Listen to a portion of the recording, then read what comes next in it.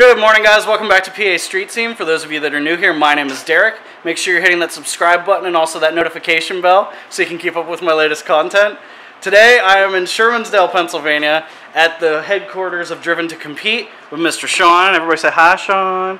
Sean's the owner of the Baba Yaga Roush Mustang, that abomination over in the corner. And speaking of abominations, everybody say hi, Chris. It is so hot in here, my lens is already fogging up. Chris has the Rabid Rabbit, which you see in a lot of my videos. And I apologize because it is muggy as hell out. It is the 4th of July, so happy 4th of July, everybody. Let me make sure that I'm zoomed out. Ooh, I am. Got it on the first try. But the reason I am here is because we're going to throw the R32 up on the lift. Sean was gracious enough to let me come over and use his lift. And we're prepping for the show on Saturday, which is the Rumble in the Night car show. It benefits the Wounded Warrior Project at the Hershey Antique Auto Museum. And what we're prepping for is it's a nighttime show, so they're going to be doing a glow competition. And as if I already didn't irritate enough people with the wing, now we're going to throw some neon on the car.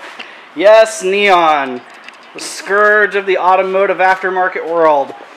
But yeah, I was fortunate enough to find a guy on Facebook Marketplace that had a couple kits and was trying to get rid of them. And I've always wanted to have neon on a car. I grew up in the Fast and Furious generation. I kind of was hitting my car-loving years at the beginning of all that. So I love it. I can't wait to see it on the car. I'm going to quit rambling and we're going to get started. Let's go.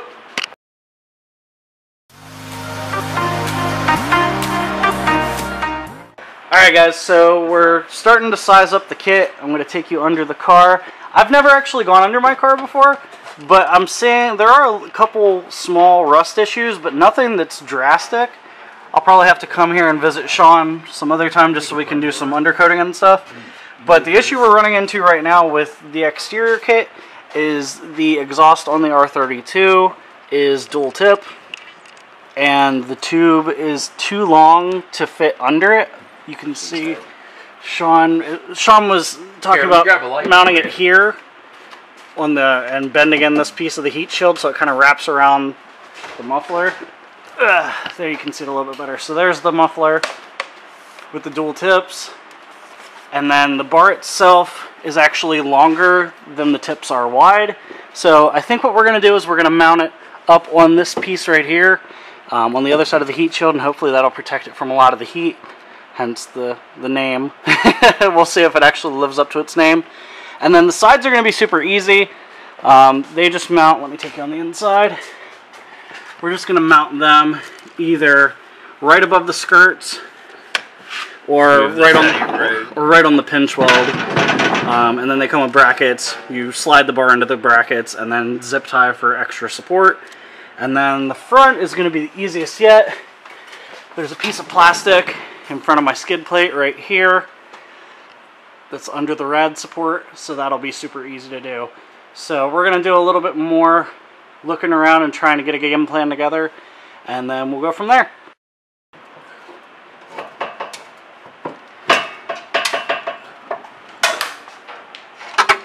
I'm trying to give you room in here. Yeah. But I don't want to damage your car necessarily. But I'm trying, so I'm just... I like that necessarily. I'm trying to give you... I'm trying to bend it out without... I mean, I can make it that it won't rattle. Yeah, we can always put dynamite. Yeah, so he's basically just giving it some gentle persuasion to make some room. Yeah, we all know Sean's gentle.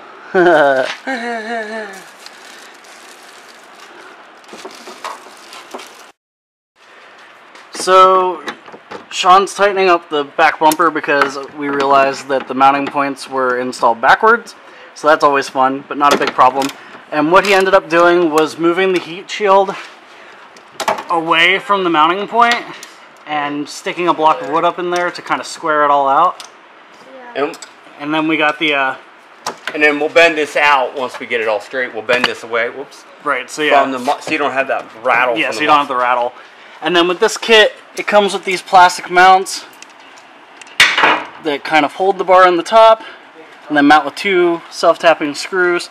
And then there's a little channel in here, I don't know if you can see it or not, but it's right here. And then you just take a zip tie, go through there and around the bar to add additional support.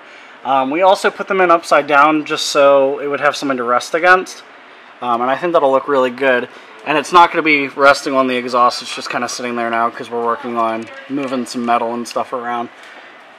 So that'll be that, and then a long piece of wire, which will go up to the front of the car into the engine bay. Okay, so let's put the next one in. So we have the back strip in. As you can see, it's in here, far enough away from the exhaust that it should be safe from heat, in between this piece of sheet metal and the heat shield, which is right there, and then on the other side with plenty of clearance as well. We had to offset a little bit because I think maybe the exhaust is crooked in this car, but not a problem.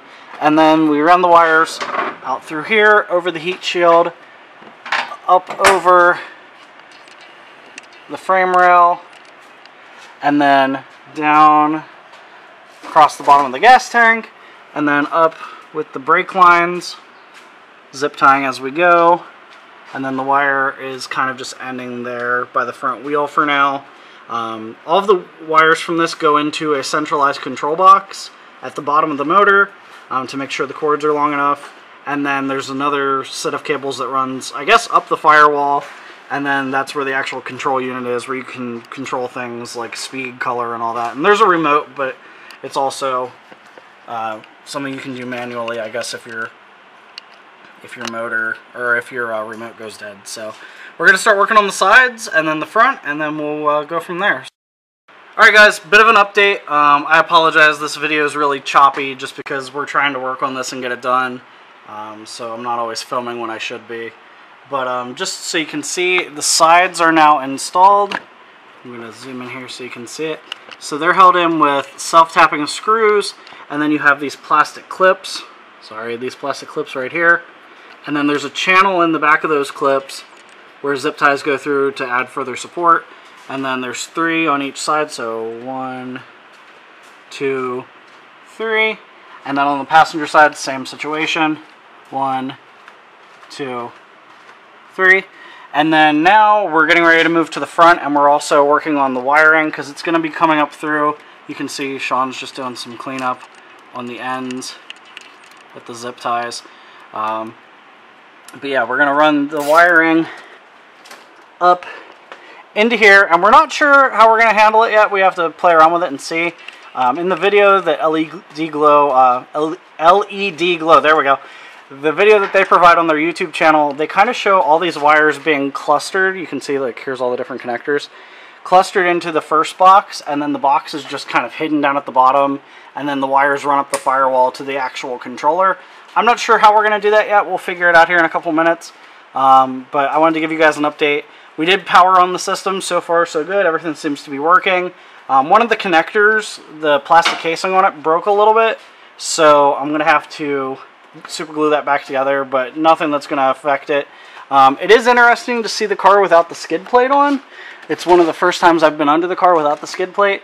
So you can see the bottom of the engine or motor. There are some surface rust issues that we'll probably handle in the next couple of weeks, but honestly, the underside of this car is not bad. I don't see any oil leaks or anything like that. It is a little dirty, and it is, if you see the little droplets, that's just condensation from the air conditioner because I was running it on the way here. But yeah, not too bad on the bottom of this. Like, it looks pretty clean. I hid those wires now, so. Oh, awesome. So yeah, we're going to keep working, and I'll see you guys in a minute. So we are finally done with the underbody. As you can see, the front bar is in. Looking great. And then we ended up tucking all the wires up here and screwing it into the actual body of the car, and then sealing it around the edges to keep it from getting any kind of moisture or anything in there. And then ran the wires up through the top into the back of the battery box, and the control units up there as well. So we're going to hurry up real quick and get the skid plate back on, and then once that's done, I'll show you guys a clip of what it looks like underneath the car with the lights off. And then on Saturday, it is now Thursday because it's 4th of July, on Saturday I'm going to tackle the rest of the interior lights and things, because this project ended up taking way longer than I think anyone anticipated. Big shout out to the guys from Driven to Compete. Mr. Sean over there in the corner putting his tools away. You got Chris over here. He did a really good job of holding the floor down. It didn't go anywhere. And then, of course, Master Electrician Jimmy over here, who really helped with cleaning stuff up. It's Mr. Boosted Tag. Although, I've never seen an Integra and this man in the same place. So, I think it's a conspiracy theory. It'll happen. But we're going to get this all put back together, and I'm going to head out. Before I go, one last shout out to Driven to Compete. Make sure you're checking them out. If you see them at any local shows, they are starting to sell merch. As you can see, I'm wearing their t-shirt right now. Comes in a couple different colors. So make sure you say hi and ask them about the merch, because it's really awesome. This shirt is super comfy. If you're looking for one of my shirts or my merch, check the link down in the description below. And yeah, I think it's about time to get this buttoned up, and I will see you guys in a couple minutes when it is Saturday. See ya.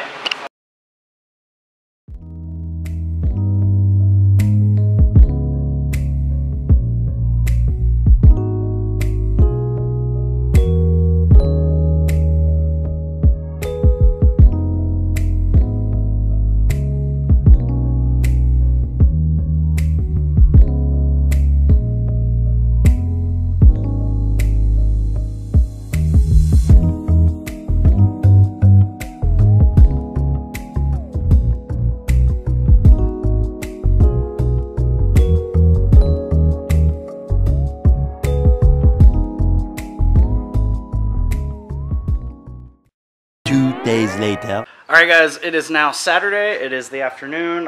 It is the day of the Rumble in the Night car show, which is what we started putting the neon on for. We did get the underbody kit completely finished, but I have a lot more to do, so we need to get started and we don't have a lot of time. So the underbody kit is all the LED Glow Million color kit, and then I also received a set of these small tubes from the person I bought it from. They're all LED Glow as well. And with this plug, I can tie it into the Underglow system, so this should all match colors and patterns.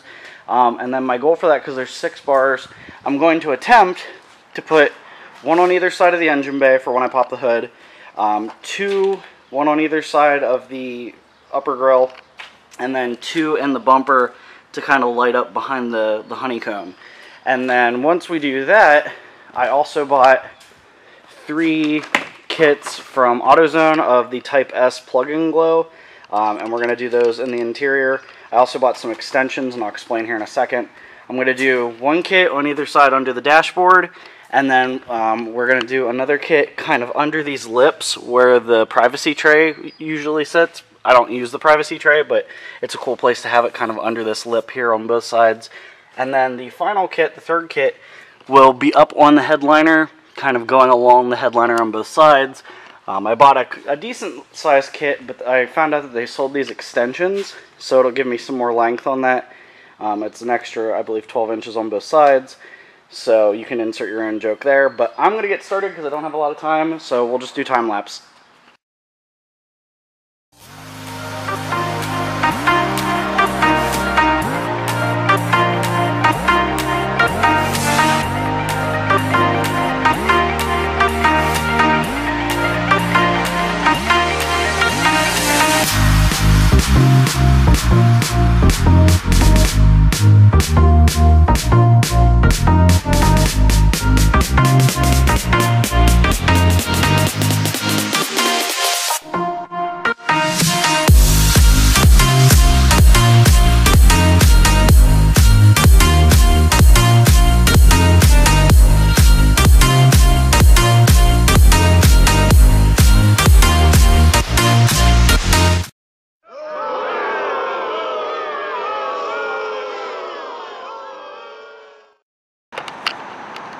Alright guys, we're going to cut to a couple days later. I apologize for the traffic noise. I'm actually sitting in the parking lot across from my house. But basically, after the last clip I showed, we were supposed to be going to the Rumble in the Night show, which I did go with a bunch of the guys from Driven to Compete, and also Reed came with as well, which was awesome. But unfortunately, it got rained out about an hour in, so I didn't really get a chance to show off the neon or anything like that.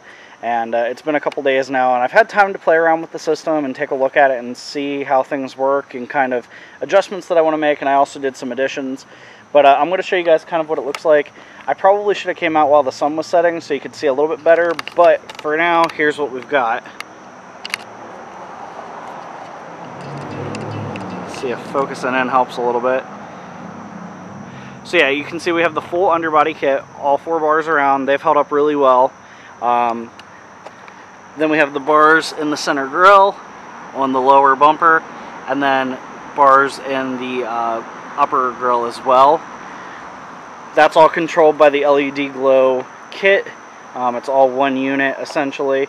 And then on the inside we have footwell lighting that is Type S. It's just the it's not their multicolor kit as far as being smartphone. It's just like a knob. And I have the same kit also in the trunk.